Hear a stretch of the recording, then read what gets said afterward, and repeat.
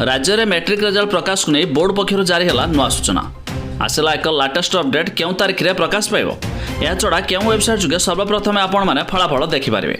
आसतु detail रे जानिबा ता पूर्व वीडियो को लाइक करंतु सब्सक्राइब करना थिले एबे सब्सक्राइब करी पाखर थिबा घंटी चिन्ह को दबाई दिंतु। देखंतु एबे एक अपडेट आसला माध्यमिक शिक्षा परिषद द्वारा परिचालित वार्षिक मैट्रिक परीक्षा फल मे मास द्वितीय सप्ताह सुधा प्रकाश पाइब। तेबे उत्तर खाता मूल्यांकन त्रुटि जांच और संशोधन प्रक्रिया शेष पर्यायर रही। तेबे चलित वर्ष त्रुटि शून्य फल प्रकाश नहीं बोर्ड गुरुत्व देछि।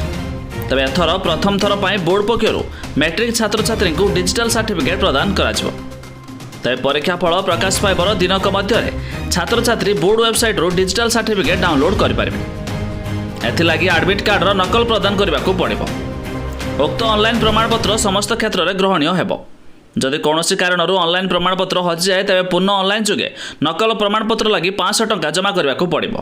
तेज फल प्रकाश पाइबार मासक मध्य प्रधान शिक्षक निकटर छात्र छात्री प्रमाणपत्र प्रिंट कॉपी पाइपर।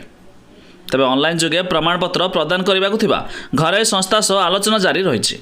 तेज खूब शीघ्र प्रमाणपत्र डाटा अपलोड प्रक्रिया आरंभ होब बोली बोर्डर सभापति श्रीकांत राय सूचना देइछन्ति।